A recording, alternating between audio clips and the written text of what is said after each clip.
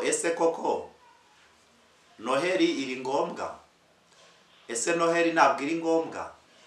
Ese iyi tariki ya 25 z'ukwa 12 ni koko niho Yesu yavutse kuri izi tariki koko? Ndi kubona umubare mwinshi uri gukomanga ku marembo y'ikuzimu binyuriye muri Noheli. Akariro gake na feri kandi.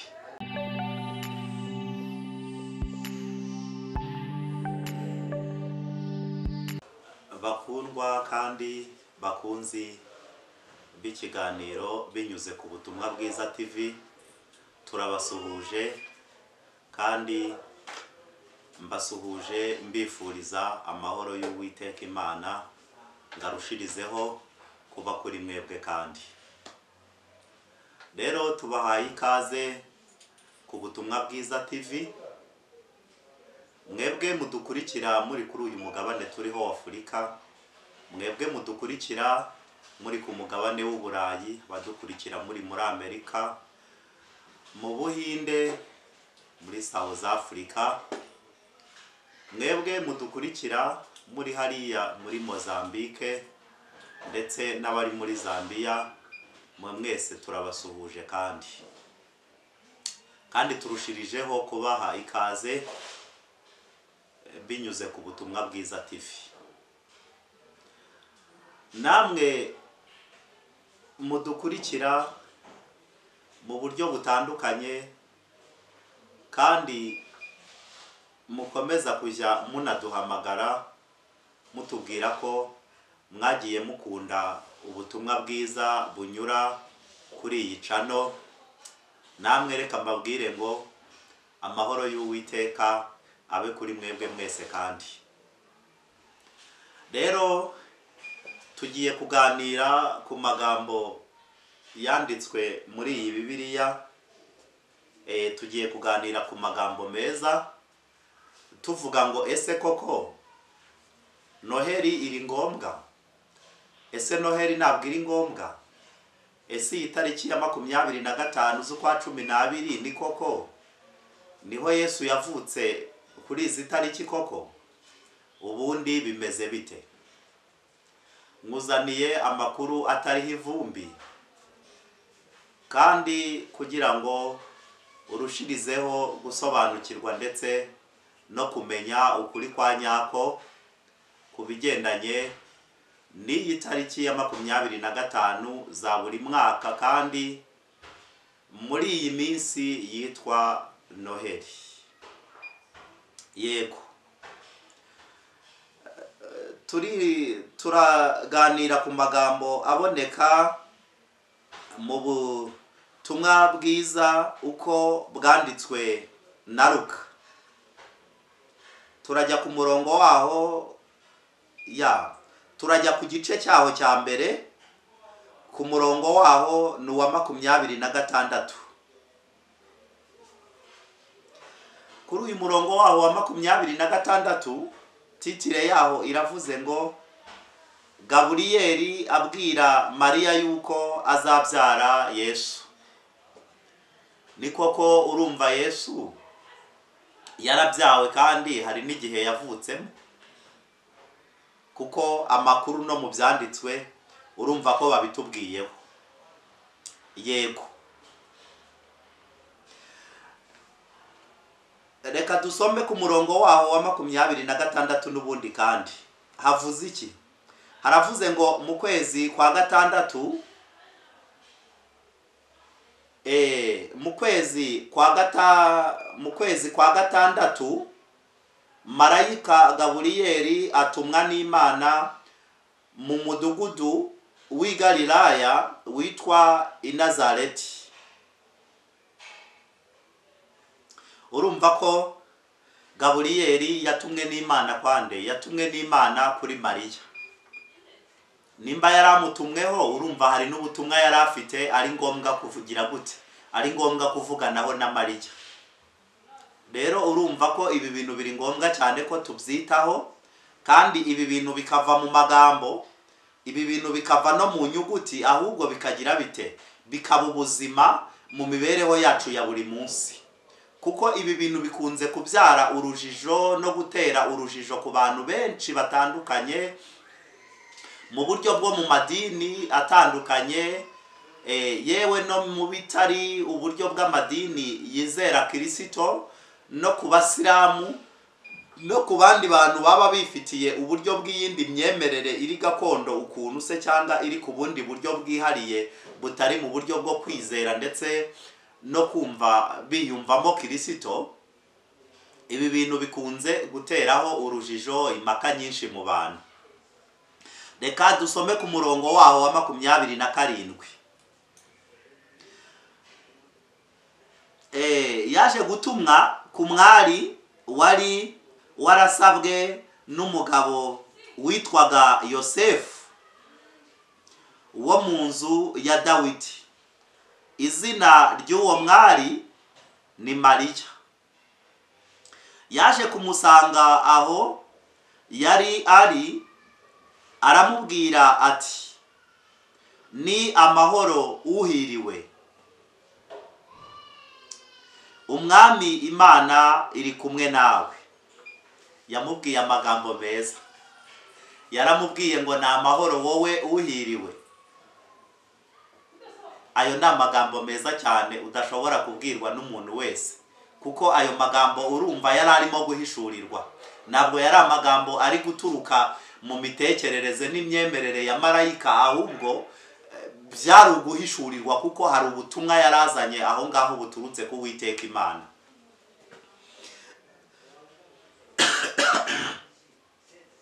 Yarakomeje aramuvugisha. Ku murongo waho wa 29 umva amagambo yaje kumubwira. Ariko we ahagarika umutima cyane kubw'iryo jambo, atekereza iyo ndamutso icyo yaba ishatse kuvuga, kuko ntabwo byari bisanzwe ko asuhuzwa aramutswa muri iyi ndamutso. Urumva bwari ubwa mbere yumvishe iri jambo uhiriwe, kandi yumvaga ari imvugo iri mu buryo budasanzwe, aza kubyibazaho cyane. Ariko ikintu nshaka kugarukaho cyane ni ikihe? Ahangaha urabona neza ko hari mu kwezi kwa gatandatu Gaburiyeli, uyu marayika aza hehe? Abwira Mariya yuko agiye kugira gute? Agiye gusama inda kandi azabyara Yesu. Urumva hari mu kwezi kwa gatandatu, kandi gahunda yo gusama kwa Mariya ni ukuvuga iki? Ntabwo Mariya yigeze abyara umwana utageze. Icyo ngicyo ni kimwe. Ntabwo Yesu yavutse atageze. Icya kabiri ni uko wabibara kose niyo yavuka atageze. Uko wabibara kose bibare uhereye mu kwezi kwa gatandatu, niyo wabigereranya ntabwo ibyo bintu wabihuza ngo bize guhura. Oya, ntabwo ibyo bintu byahura. Ni ikikwereka iki? Ni ikikwereka yuko abangaba ni abantu bicaye baratekereza, biyumvisha neza yuko bikwiriye kwibuka Yesu Kristo nk'umuntu wagaragawe mu buryo bwo mu mubiri, mu buryo budasanzwe. Rero iki gitekerezo nacyo ni cyiza. Ntabwo ngewe nzanye amakuru yo kukirwanya, nta nubwo nje kugira ngo ngire uburyo bwo kurwanya umuntu waba waratekereje iyi gahunda, kuko ni byiza. Ni byiza pe gutekereza kwibuka Kristo, ndetse gutekereza amavuko y'Imana, uburyo yigaragaje binyuze mu buryo bwo mu mubiri kwa Mariya. Ibi bintu ni byiza cyane. Ariko se bakundwa mu mwami, ubundi ibi bintu wowe iyo ubitekerejeho ukabishyira mu buryo bw'ubuzima muri wowe, ibi bintu uba ubona byubakitse bite? Ibi bintu byaje kurangira bibaye bibi cyane, ndagira ngo nkubwire ko iyo ubitekerejeho neza ndetse ukajya mu buryo bw'imyemerere yakabaye itwerekeza mu buzima bwo kurushirizaho gukunda Imana ndetse no kumva ko Yesu yatuvukiye binyuze mu buryo bw'urukundo ruhebuje ibindi byose kuba ingenzi binyuze muri Kristo, iyo ubirebye uba ubona byarahinduye ishusho cyane, byagiye kure, ntabwo bikiri ku rwego rw'aho byakabaye biri. Urugero, uyu munsi wa Noheli abantu barangije kuwushyira muri sisiteme itariyo pe, ku buryo byagiye ahantu kure cyane, bikaza kubyara uburyo budasobanutse, ndetse n'uyu munsi wa none bibera urujijo buri umwe wese, yaba umuntu warangije kwinjira muri ubu buryo bwo kwizera Kristo, yaba n'abantu batarinjira mu isi yo kwizera Imana muri Yesu Kristo. Ibi bintu biracyafite urujijo. Ndagira ngo nkubwire yuko uyu nguyu ari wo munsi umwe rukumbi mu minsi yose igize umwaka wose. Ni wo munsi habera iki? Ni wo munsi wonyine uberamo ibintu bidasanzwe kandi ibintu bibi cyane. Uti byagenze bite? Uti kandi bigenda bite? Uyu nguyu ni wo munsi habamo abasinzi benshi cyane ku rwego rw'iki? Ku rwego rw'isi. Ba bantu basinda kugeza ubwo hari abantu benshi barara mu biraro, barara ahantu batigeze bategura ngo baraza kuharara. Mbese ndagira ngo mubwire ko ni umunsi ujya wandika izina ritari ryiza. Ni wa munsi habera iki? Ni wa munsi habamo impanuka nyinshi cyane. Bitewe n'iki? Bitewe n'uko abantu bariye biri mu buryo budasanzwe bakagwa ivutu, abantu bagize bate, abantu bagiye mu ngendo zitateguwe ukuntu. Reka nkubwire, ni wa munsi nakubwira ngo uberamo ibintu bitari byiza, uberamo ibintu bidasobanuye ko twebwe ari wo munsi koko twakabaye twishimira yuko Imana yagaragaje urukundo idukunda binyuriye muri Yesu Kristo. Bakundwa rero, ntabwo ibi bintu bidukwiriye twebwe nk'abantu bamenye Imana. Dukwiriye kwishima nibyo kandi biri na ngombwa, tukishima, ariko tukishimira hehe? Tukishimira muri rwa rukundo ruhebuje ibindi byose kuba ingenzi Imana yagaragaje ku buzima bw'abizera. Kandi si byose twebwe dukwiriye kugira uburyo bw'umwihariko nk'abantu bamenye Imana. Ni wa munsi abantu bakora icyaha cyitwa ubusambanyi biri mu buryo bw'indengakamere. Ndagira ngo nkubwire neza yuko biri ku rwego rw'interinasiyonali ku isi. Abantu bakora iyi bizinesi yo gucuruza puridansi, ni wo munsi wonyine rukumbi mu buryo bw'iminsi yose igize umwaka wose. Ni wo munsi bacuruza amafaranga menshi binyuze muri icyo gikorwa cyo gucuruza amapuridansi bizwi ku rwego ngo rw'udukingirizo. Ni wo munsi wonyine utu dukingirizo ducuruzwa, tugashira hehe? Tugashira mu mabizinesi y'abakoze iyo bizinesi. Oya, ntabwo ari ku rwego rw'umugabane runaka, ntabwo ari ku rwego rw'igihugu runaka, ahubwo ni ku rwego rw'interinasiyonali, ku rwego rw'isi. Uyu ni wo munsi wonyine aba bantu babona amafaranga menshi, aba bantu bumva telefone zibahamagara ku rwego rw'iki? Ku rwego ruri ku bantu benshi cyane. Bakeneye iki? Bakeneye kugura utu dukingirizo. Uyu ni wa munsi uteye ute? Ni wa munsi harimo abantu bagaragarwa kwa muganga, uretse n'amagisida, ni wa munsi abantu bagaragarwa ari umubare mwinshi bagaragarwa mu bitaro. Ahabaye iki? Ahabayeho ko abantu benshi baguye ivutu ngo bariye biri mu buryo budasanzwe, babashije kurya kugeza ubwo bumva bari buze kurya ibiryo byinshi, kugeza ubwo bari butegure amafunguro menshi. Rero bakundwa mu mwami, ntabwo ndwanije iki, ntabwo ndwanije Noheli, ntabwo ndwanije abantu baba barimo barayitegura, ntabwo ndwanije abantu bayitegura mu buryo butandukanye, kuko uyu nguyu ni umunsi buri wese yakabaye avuga ngo Imana yadukunze urukundo, navuga ngo ni urukundo rw'indengakamere mu buryo bw'umuntu.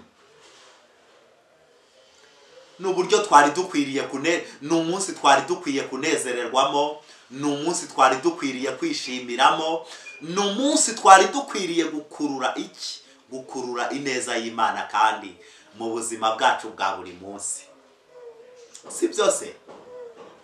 Rero bakundwa mu mwami, murushirizeho kugira imyiteguro myiza, ariko murushirizeho kugira imyiteguro ifite ubuzima, kubwo kurushirizaho gukunda Imana no kurushirizaho kugira ngo Imana itubonere hehe? Itubonere muri uyu mugabane wo kugaragazwa imbere y'Imana turi iki? Turi abahungu, turi abakobwa Imana ireba ikatwishimira, Imana ireba noneho ikabona koko twaragize imyiteguro iri ku rwego rudukwiriye. Haleluya! Bakundwa mu mwami, nge ndumva iyo myiteguro ariyo mbifurije, imyiteguro ifite ikigamije, imyiteguro ifite ubuzima, imyiteguro ifite ikivuze kandi ku buzima bw'abantu barushirijeho kumenya iki? Kumenya Imana. Ndetse iyi myiteguro kandi igire n'ikivuga no ku bantu badafite iyi myemerere yacu. Reka nkubwire, abasilamu mbifurije kugira iki? Mbifurije kugira uburyo bwo kurushirizaho kumva ivuka rya Yesu Kristo, kuko birakwiriye ko namwe murushirizaho kumva ibi bintu. Yesu Kristo yavutse mu buryo bwiza, Yesu Kristo yavutse mu buryo bukwiriye kwamamazwa kuri buri muntu umwe wese, ndetse kugera no ku mpera y'isi. Ariyo nayo mpamvu nzamuye imvugo ivuga iki? Ivuga ngo mwebwe abasilamu, nge ndi guhamanya n'ijambo, ntabwo iyi tariki ariyo nyirizina ukurikije igihe marayika Gabriel se cyangwa Jibril yaherewe ubu butumwa. Ntabwo kuri izi tariki uko wabibara kose ntabwo byaza guhuza n'uku kwa 12. Ariko basilamu kandi basilamukazi, mutekereze ko aba bantu batekereje ko ari iby'igiciro cyinshi gushyiraho itariki zo kwibuka uku kuvuka kwa Yesu, uku kwigaragaza kw'Imana ikigira umuntu mu mubiri. Namwe mumenye neza yuko ntabwo uyu nguyu wari umugambi mubi, uyu nguyu wari umugambi mwiza, ahubwo ababitegura babyitegura bate? Babyitwaramo bate? Nicyo dukwiriye gutekerezaho, kandi tugasa naho tuzajya tubiganiraho mu mibereho yacu ya buri munsi, kugira ngo turushirizeho kugira gute? Kugira ngo turushirizeho kumenya ndetse no gusobanukirwa buri kimwe cyose ku bigendanye na Noheli. Iyi myitwarire yaje kuba ari imyitwarire mibi, ntabwo ikwiriye. ndetse kuri buri wese udukurikiranye ku butumwa bwiza TV. Iyi myitwarire nizongere kuba ngombwa ndetse nizongere kubaho. Mbega mwebwe uzi ko ndi kubona abantu benshi mwatangiye guhana uburyo bwo kuza kujya guhana Noheli binyuze hehe? Binyuriye ku murimo mubi witwa ubusambanyi. Akariro gake na fera abakobwa, akariro gake na fera abahungu. Mbega mwebwe ntabwo bibakwiriye. Ese namwe nk'abagore mufite abagabo ubundi ni igiki mwikanze? Uzi ko namwe mwarangije gutangira gutanga randevu. Hari n'abatangiye gushyiraho gahunda yo kujya hehe, yo kujya kubikora ku izi tariki 24. Reka nkubwire, ijisho ry'Uwiteka rireba nirigira icyo rihishwa. Umva ikintu ririmo umva umugambi w'Imana ku buzima bwawe. Ntabwo bibakwiriye. Mwatangiye gutegura mbere y'iyi tariki ho gakeya. Hari ndi kubona hari abarimo murategura uburyo bwo ku itariki 24 mu rwego rwo kugira ngo abatware nibazaze kumenya ibyo ari byo, kubera yuko kuri uriya munsi ndi kubona abatware barimo barifuza bafite umugambi w'uko muzasangira Noheli mu ngo se cyangwa no gusohokera ahantu runaka.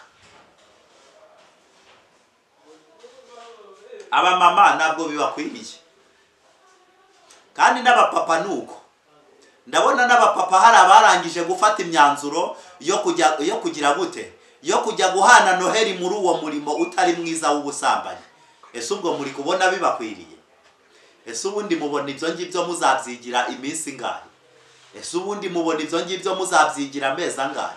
Ese ubundi ibyo ngibyo mubona muzabyigira imyaka ingahe? Ntabwo ibyo ngibyo bibakwiriye. Isi igeze ku iherezo, tugeze mu gihe kirimo kiraheruka ibindi bihe, kuko tugeze mu gihe Yesu Kristo agarutse. Imana ije guhemba ndetse no guhana vuba aha ngaha bidatinze.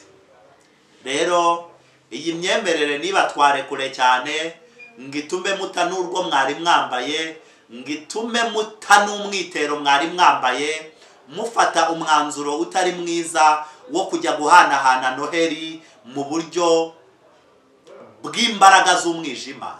Ntabwo bibakwiriye. Reka mbabwire, ntabwo bibakwiriye. Ndi kubona umubare mwinshi uri gukomanga ku marembo y'ikuzimu binyuriye muri Noheli. Akariro gake na feri kandi, kuko amarembo y'ikuzimu yarangije kugururwa. Rero ndi kumva ijwi rimbwira iki? Ndi kumva ijwi rimbwira ngo hunga udapfa, kuko amarembo y'ikuzimu yo arakugururiwe rwose. Ntabwo bigukwiriye. Rero mbifurije iki? Mbifurije kuzagirira umugisha ku Uwiteka binyuriye muri Noheli. Mbifurije kandi kuzarushirizaho kwizihiza uyu munsi mutumva neza yuko ari wo munsi nyirizina, ariko biri na ngombwa cyane kunezererwa Imana binyuze muri Yesu Kristo, kubw'uko Imana yavutse mu gihe runaka kandi ikatuvukira biri ngombwa cyane rwose. Ni nayo mpamvu ntabwo nje gutera ibuye umuntu wese wagize umugambi mwiza wo kuvuga ngo dukwiriye kuzizihiza ivuka ndetse n'amavuko y'Umukiza binyuze muri Yesu Kristo. Rero mbifurije kuzagira ibihe byiza, kandi mbifurije iki? Mbifurije kuzarushirizaho kuzagubwa neza mu myiteguro, mu mirire ndetse no mu minywere. Muzagire ibihe byiza, ariko igihebuje ibindi byose kuba ingenzi. Kandi reka mvuge ngo amahoro y'Uwiteka Imana aboneke kuri mwebwe rwose, kandi amahoro y'Uwiteka Imana abe kuri buri umwe wese ku rwe ruhande udukurikiye binyuze ku butumwa bwiza TV.